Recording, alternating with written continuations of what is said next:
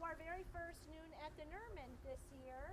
I'm thrilled to see so many people. This is wonderful. I hope we see you every Friday. We do this every Friday all semester. My name is Allison Smith, and I'm chair of the Art History Department at JCCC. And Karen Garrity-Folk is the Nerman Museum's Curator of Education. And we have been doing this program for several years, and we're delighted to have Professor Doug Patterson speak to us today. He is in the Science Department. He's a professor of astronomy, and no better person on the planet to talk about this particular work. Well, maybe not the Trust planet. Me, I've talked about it before. So he knows what he's talking about. So we'll look at it as a work of art as well as it relates to astronomy, his particular field. So thank you so much. I'll turn it over to Dr. Patterson, and if you have any questions afterwards, please stay and we can chat with him a little bit more.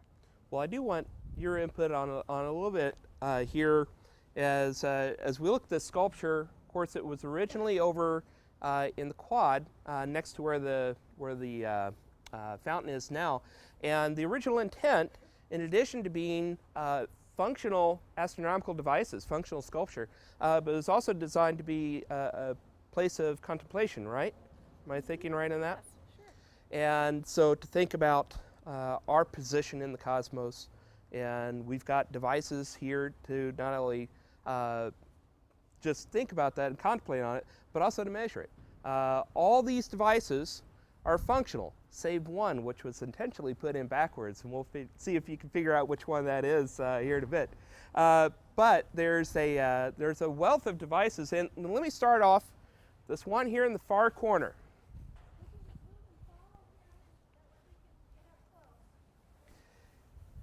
And yes, do be careful as you're walking around. Nice thing is they are nice and bright white, so they're easy to see, but if you're not paying attention, you notice they are at just the right height to give you a nasty bruise on your shoulder if you're not paying attention. They're steel, they're in good, they're not going to budge. But this first device, if this were mobile, if we can move this piece here, this would allow us to measure the sun angle. And so you would take this on a hinge and move it up and down. In fact, about right now, where it is set up perfect. We're right now very, very close to the fall equinox, the autumnal equinox. So next spring, next March, be about the same position. But here you can see the shadow of the sun and marking right there, marking basically our latitude. About 10, 20, 30, approximately 40 degrees. If we were to elevate this a couple more degrees, these two would be lined up a little bit better. But it's a way to measure sun angle in the sky. And in addition to measuring sun angle, which will give you approximate time of year, you can also measure time of day based on where the sun is. And we've got three devices, 1, 2, 3 over here, three different ways of measuring the position of the sun in the sky, and from that get time of day. So a very basic type of sundial here. And here you might need to come on this side to see the business end of it.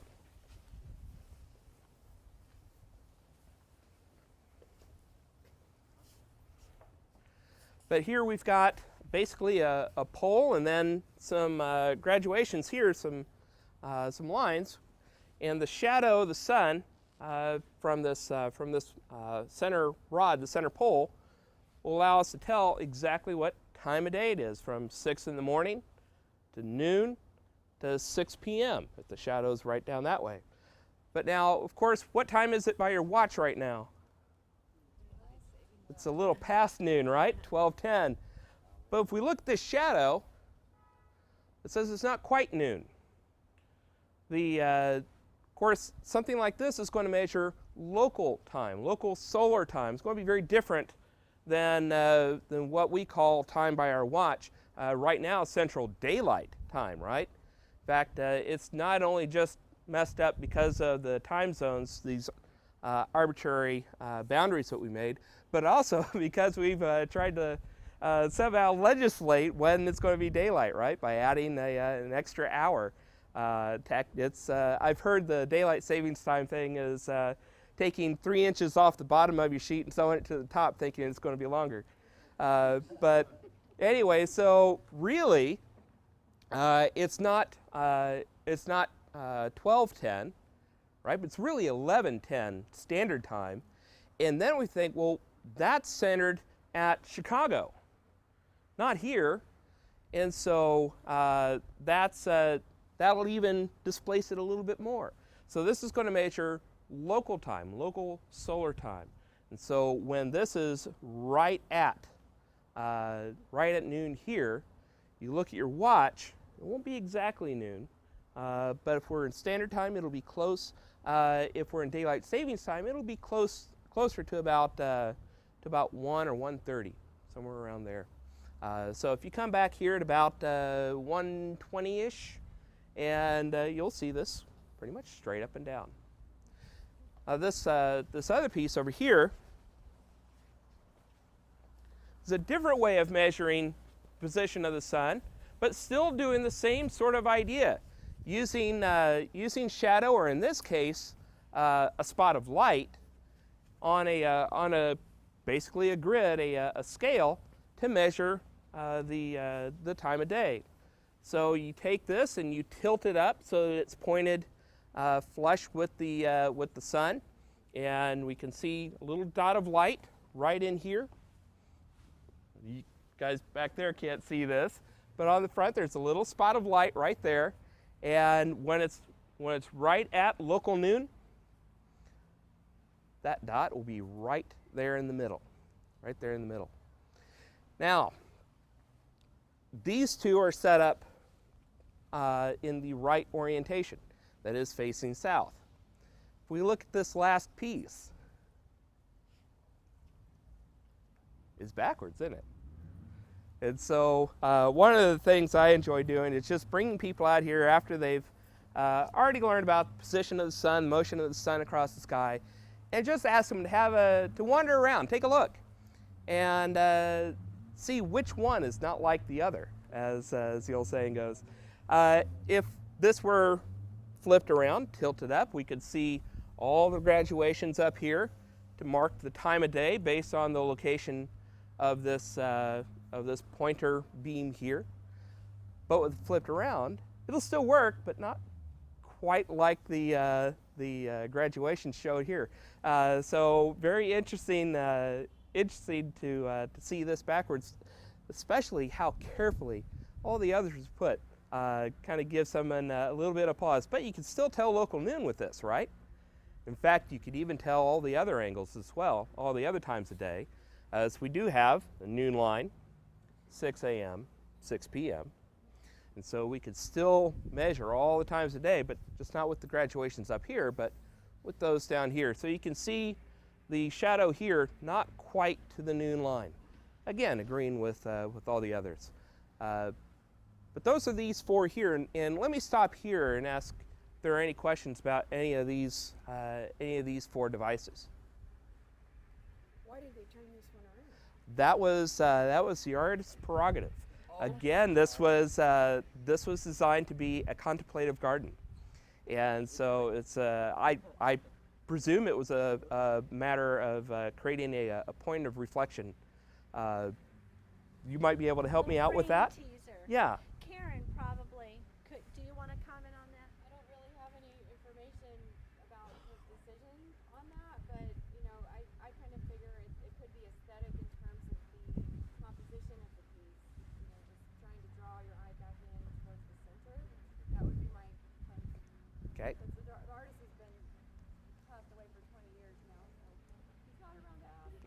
Dale Eldred, the sculptor who created this, was a professor at the Kansas City Art Institute, and he's no longer living. This was our very first outdoor sculpture installation at the college. Wasn't it, Karen, our very first one? I think it was, or maybe the Grant Kenner. The kinetic sculpture, I believe that one was the first one, Yeah. but this could have been the first Kansas City Artist Commission sculpture. So any other questions about these four pieces? Can this one be tilted too? All these are immobile, I know, right? but original. if you had this as a fully functional piece, then yes, you would want this on a hinge, depending on the time of year. Because if it's in December, the sun's going to be a lot lower in the sky. Summertime a lot higher. You'd want to raise this up and down so that it was flush with the sun, or at least close. And right now, all these have been optimized for the 2 equinoxes. And so right now, it's pretty darn close. Well then, let's talk about the centerpiece then. Because there's something coming up here in about a week. On the, I believe it's the 20th this year, since it's a leap year. Normally the equinoxes and the solstices would happen on the 21st, right? But this being a leap year, this is going to be, I believe, September 20th, the fall equinox. And so what we have here, this slab, in combination with the rectangle that's up here, we've got the 4 beams at the 4 corners holding up these 2 wires. These 2 wires cross, and the little rectangle here is just help focus your eye on the spot that it creates. And of course, the sun is not going to cooperate with me right now, but the sun this will cast a shadow down onto this plank at local noon. And so, if we come out at local noon on the 21st of September, that little cross piece right there will line up exactly with one of these lines. Each one of these etched lines represents the position of that shadow during one of the months. And so we had a bunch of people out here for the rededication of this sculpture garden and the new sustainability building. And we did this on the summer solstice, when the sun was highest in the sky, and we saw the spot from the little X, the shadow that's cast by this, land right on this line here. And I must admit, I was a little nervous. I was a bit nervous when wondering just how precise were they when they reinstalled this, because just a little deviation and it wouldn't have worked. But it turned out inch perfect. They were exactly on the money, and right at local noon on the 20th there on the summer solstice, that shadow landed right on that line. It was great. I loved it. Open somewhere when There was a chorus of angels that popped out from the building up here. But anyway, so June, it would be here. Now in July 20th, sun would have been here. August 20th. September 20th, come out here at, so during the autumnal equinox, that shadow will be right here. At the end of the semester, after finals, the winter solstice, in December 20th, that shadow will be right here. Now think about where that puts the sun in the sky. If the shadow at local noon is right here, that puts the sun very, very low in the sky, right? I mean, we kind of get this, we kind of understand this, but this type of piece here really nails home just how much the sun moves around in our sky. I mean, think about where it is December 20th at the winter solstice versus where it is during the summer solstice. Well, that's a big difference, right? It's a huge difference in angle. And it's one that that it happens so slowly over the course of a year, we don't always take notice of. But this device here will certainly allow you to see that in a bit more dramatic fashion. And one thing that we can do with this, and I'm hoping to start this project beginning on the equinox, is to build a what's called an analemma. As we come out here at the same time of day, every day over the full course of a year, we'll see the, June, July, August, September, we'll see the spot of the sun here, right? Then every day it'll move, and then it'll move back. But the Earth isn't in a perfectly circular orbit. It's in an elliptical orbit. Sometimes we move a little faster, sometimes a little slower, depending on whether we're closer or further away from the sun. And so when we come out here every day at the same time, same local, same time according to the clock, and look for this spot, it won't just move straight back and straight forward. It'll actually make a little figure eight. It's called an analemma. And my predecessor, Paul Tebbe, used this to make a beautiful analemma. I wish I could find whatever happened to that device, or that analemma that he built, basically out of gator board and white duct tape, as I remember it, with black spots indicating the position of the sun over the course of the year, and it made a nice, beautiful figure eight. I'm going to try and replicate that again this year, starting this year and into next year. But instead of using gator board, I'm going to try and do this photographically. I'm going to try and come out here every day that I possibly can, and set up a camera right here at the end, or one end or the other. I haven't made up my mind which would be best, and take an image, and we can watch this spot, make a little movie of it. Watch this spot move around on the plank here. So, questions about the analemma here? Yes. Is that how they decided that it wasn't a perfectly round orbit? Yes. Somebody Well, did this years that was part of it. The whole, it should have been a first clue. It really should have been. But going all the way back to Aristotle, even before then, there was this notion that all these motions that we saw up in the sky had to be perfect circles. And that notion, that philosophy, stayed with us all the way until the very, very late 1500s, early 1600s. It went until Johannes Kepler came along and really looked hard, thanks to the data collected by Tycho Brahe, that it was finally realized, no, a circle just isn't going to cut it. It needs to be an ellipse. And at that point, that's when we understood that, hey, if Mars has an elliptical orbit, maybe we've got an elliptical orbit as well. But that understanding didn't come along until very, very late. And all of these devices were used back in Aristotle's time? Oh yes. In fact, sundials are still in use all over the place. Where was I? Wooster, in Wooster, Ohio. There was I was there for an IndyCar race, and there was a building, had a nice little sundial right on the side of it. And so a lot of buildings like ours here, we see the clock tower there on the CLB. They had a nice sundial right on the side of one of their downtown buildings. It was brilliant. I loved it. I should have taken a picture of it. But yeah, all these are actually very ancient style of devices. They still work just fine. They're still great. So other questions about this or any part of these, any of these sculptures? Yes.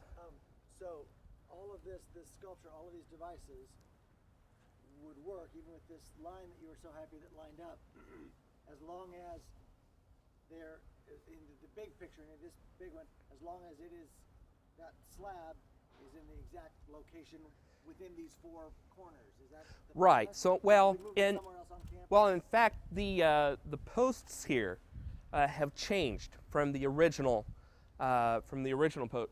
orientation. These two posts here really were originally back a little further.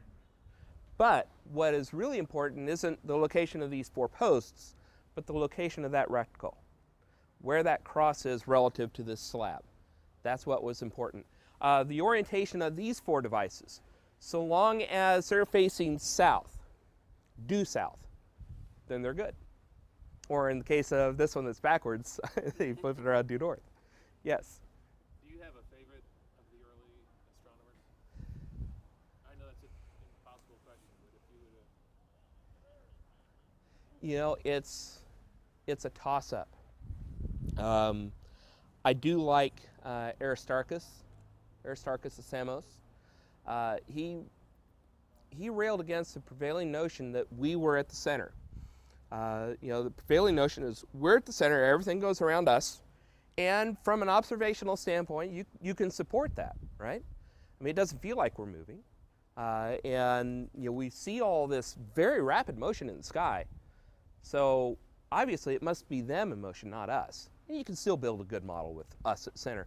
But Aristarchus looked at the sun and looked at the quarter moons, noticing that they aren't at a quarter moon, and the position of the sun in the sky didn't make a perfect right 90-degree angle. It's off a little bit. Also, from that, he was able to get a rough measure of the distance between us and the sun. And they thought, the sun's that far away and that big in the sky. It should really be at the center. It's the heavier thing. We should be going around it. Kind of like when you throw a hammer up in the air, you don't revolve around the light end of the handle, right? You revolve around the heavy head. And so he made this argument that, well, of course, the sun has to be at the center. And it was a very good, very convincing argument, except the Greeks argued, and this is correct, if we go around the sun, if that's true, then we should see what's called a parallax with the stars. If you hold your thumb out at arm's length and look at it with one eye, and then with your other eye, you notice that its position relative to the background changes, right? And they thought, if we go around the sun, then as we look at the night sky, as we look at the stars from one side to the other side of our orbit, we should see them wiggle back and forth. They're right, we should. They just didn't realize how far away stars were. And so they said, since we don't see it with our naked eyes, then we must be at the center. But Aristarchus was really one of the first to say, maybe we go around the sun. And he had some good arguments for it. It's just that at the time we didn't have the sophisticated enough instruments to detect that very small little parallax motion that they correctly surmised that should exist. So, other questions? Oh yeah, there we go. There we go. And so as we get closer to local noon, as the sun gets closer and closer to directly overhead, it'll be just shy of this line, right? Be just shy. In a week, it'll be right there. Be right there. And then a week later, be back here. And so it'll be fun to come out here every week at noon and see the motion of that shadow back further and further and further. Might have to sweep some snow away, unless we get a winter like last winter. We are just about